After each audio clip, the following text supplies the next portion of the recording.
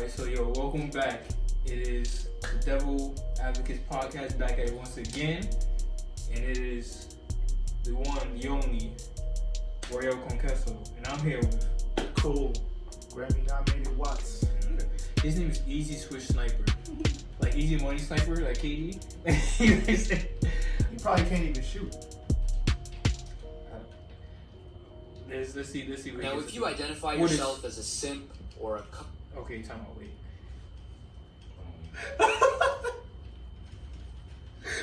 This is how he starts it off? This man is she got some drugs though. He's a wild man. My son got the SpongeBob me. Now, if you identify yourself as a simp or a cuck or a white knight, if you're a super ultra mega feminist, if you let your girlfriend walk all over you like a doormat, if you're the Revenge is a simp? rose type where you lie to your friends and tell them Simp that you're busy sauce. just to turn around and hang out with your girlfriend, this video is not for you. You will get offended without a doubt. So in my part 1 video, I had maybe 10 or 15 people tell me that I was being unfair to the WNBA and that I was purposely cherry picking clips. I'm gonna say he cherry picked those like the. He cherry picked a lot. So I decided that maybe in this video I'll take a fair approach and let me give these women a chance. So the next clip that we're about to watch is going to be the top 10 plays in the history of the WNBA compiled by ESPN. Let's take a look at You know what? Excuse now. You know what?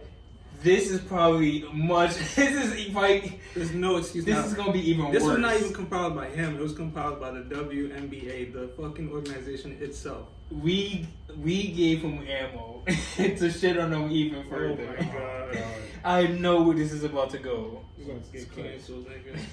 just how good the WNBA is. Go back to 2008. Candace Parker was a rookie. She became just the second WNBA player to dunk in a game. They'll show you the first one in just a minute, but May 27th, all the way back in 2013, her WNBA debut, Brittany Griner, she became the first WNBA player to dunk not once but twice in a game. And it only took Griner one game to tie Parker for most career dunks. a year for the Lynx. At number 4, July 30th, 2002, Lisa Leslie becoming the first player I see where he's about to take this. game. One of the many achievements for Leslie. I see where he's about to take this. Second 2019 playoffs, the Aces against the Sky. Derica Hamby intercepts the pass. You got it. She wilded out with So that this one. might have been the most brain-dead, pedestrian, low IQ play in the history of sports. This lady had about 11 seconds left on the clock, her team was only down by 2, and her teammate was wide open to where if this lady had fed the ball to her teammate, her teammate could have hit a layup. Yeah, she wilded out with that shot. I didn't even notice the shot clock. It's been the most brain-dead, pedestrian, low IQ play in the history of sports. This lady had about 11 seconds left on the clock, her team was only down by 2, and her teammate was wide open to where if this lady had fed the ball to her teammate could have hit a layup and the game would be tied. Yet, she still decides to chuck up a half-court 3 for absolutely no reason, and by God's grace, it went in. If I was coaching her, I would have no problem sitting her ass on the bench for the rest of her career because I wouldn't want such a low IQ basketball player on my team. So these were some of the so-called best plays in the history of the WNBA. Just a bunch of rim grazer dunks and buzzer beaters. These were so lame to watch. So for those of you who were telling me that I was cherry picking clips to make the WNBA look bad, these are some of the best clips ESPN could come up with. And to be honest with you, I have seen better plays being made at an LA Fitness by a bunch of old heads than what I saw in that video. So I'm sure a lot of you know who Jeremy Lin is. He came out to make a statement about how he had felt that he had hit rock bottom because the NBA wasn't really giving him a chance to play in the league. He was very emotional, he was crying, and I think a lot of people felt very sorry for him because it seemed very apparent that for him especially, money didn't bring him any happiness. He was happy to play basketball and that's something that he had loved, and he was very upset by the fact that he would no longer really be able to do that because again, the NBA wasn't giving him a chance to play. And I think a lot of people felt at least a little bit sorry for him, except for this quote-unquote star WNBA player. But this is the J-Lo butt right here. I do not like her. Who's that? I don't know, because I've seen her on, I don't know if it was on She Jacoby and Jalen, but she was on, I think she was like NBA The Show or something like that. It was some, and I forgot what take she had, and I was just like, bro, what are you talking about?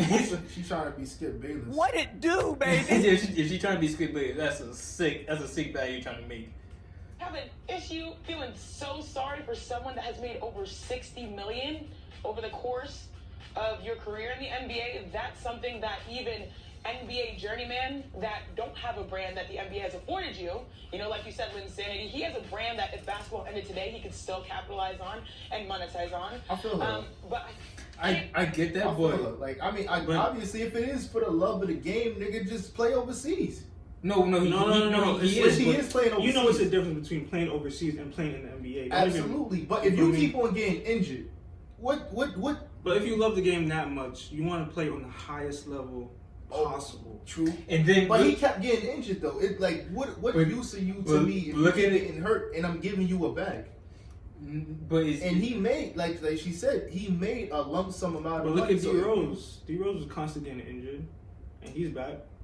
I see Isaiah Thomas. He's been lobbying and fiending to like get signed to a team for like the last year, and people be flaming him, talking about, oh yo, he's begging, he's dick riding, and IT took his team further than Jeremy Lin did. That was a way better team overall than the Knicks. It was literally just Jeremy Lin on the Knicks. What? During that time? Carmelo Anthony? Also, we are diving way too deep into this. That's not even what the video was talking about. This isn't even what the video was talking about. Fuck Denzel Valentine. Yes. I mean, well, Drew League niggas is nice, but still. But didn't they like drop 45 on his? On his head? Okay, yeah. that also, because you also have a Harvard degree. I played one-on-one, collect the money, Slurpees. Sabrina. She's in New York right now. She's nice. I think she just got hurt though. I play horse, collect the money. Nothing funny, asshole? Use Slurpees. I play pig, collect the money, use Slurpees. If we played 2-on-2, it was game over every time. Me and my brother versus whoever it was. We basically did that every day in order to get a Slurpee from 7-Eleven. Every day it was just sweeter and sweeter when we would play. So according to Sabrina Ionescu, who is a WNBA player, when she was 8 years old, she used to play one-on-one games against older guys and bet money on these games as well, and she used to win every single time. Now my bullshit meter is going off the charts. This story is straight cap. There is no way an 8-year-old girl is out here beating older guys, unless of course those older guys are... Imagine. It's probably nursing home. Imagine you 30 years old, you come off of work. You go to LA Fitness. And some 8-year-old girl come up to you. You Bust want a your $5 game of 21? Bust your ass. And cooks you. Oh my God. But at the same time, it's like she zipped a 21 zip. 21 zip. She was blocking his shots. $5 bag secured. You obviously know. Okay, in that instance, you know that they're gonna go easy on the kid. That's probably Shit, true. I'm 8 years old. I'm not going easy. 8-year-old girl. I mean, like you're not playing to win. Like your life is not on the line. I'm playing to win. I don't want to give $5 to nobody. I'm playing. Then don't sign up for it. Like you don't have to. You don't have to play. You don't gotta take that bet. You thought I was going to give? Nah, sis. The entire time. You yelling at a little girl like that? I'm yelling at anybody like that. Build character. Yo, why y'all laughing for? or are senior citizens above the age of 80. I can promise you right now that my dog could big body an 8-year-old Sabrina Ionescu down low in the post. So there is no way what she is telling us. There is no way this is true. It's straight cap. It's straight bullshit, and she should be ashamed of herself.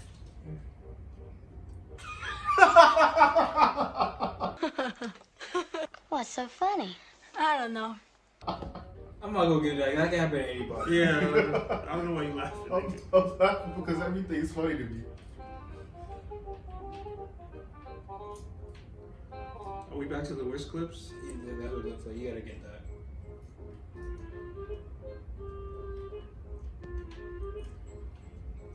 that. That would have been sick if she. I'm not gonna hold. That would have been sick. That was a nice dribble up. I like when they do shit like this. Yeah. Because that's what is exciting in the NBA now. It's like all the fancy shit, like 1-on-1. They what I would say about WNBA is, even though like men's college is very, very popular, they play a very college like game to where it's like it's very team oriented. So they don't like they got stars, but They be passing and stuff. it's like There's fundamentals. what people like now, especially now, if you compare it to now, James Harden, bring the ball up, get out my way, ISO. They don't do a lot of ISO. From what I don't watch it all the time, but I watch when I do watch it, it's a lot of ball movement. They pass it to like their main player, or they'll catch it in like transition, but they needed more like, I don't want to say like highlight plays, but some flashy shit. some flashy shit that, like to get them going and stuff like that.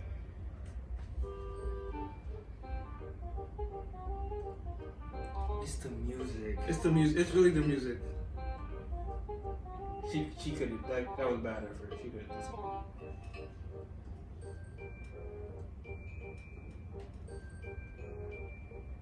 What was that? Okay. She didn't have to wild out like that.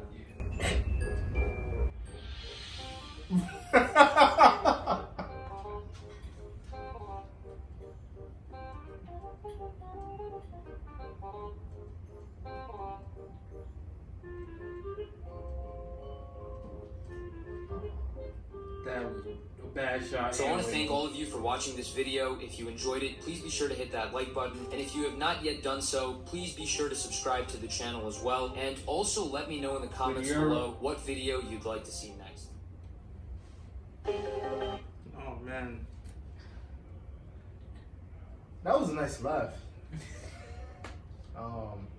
Actually, that's what you got from that.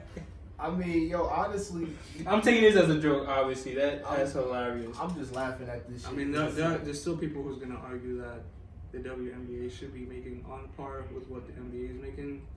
That's business. Well, they can go to hell. You gotta focus on business. Like, obviously, you gotta understand. Like, if you're not pulling in the money, your players It's just the revenue. And think about how long it took for NBA players to start making. I don't know how much in terms of like prior. You know, we're young, but for a while, the other NBA players from the 70s and 80s, they wasn't making a lot. They wasn't making millions like that. Like they're making hundreds of millions. Like regular players is making hundreds of millions of dollars now.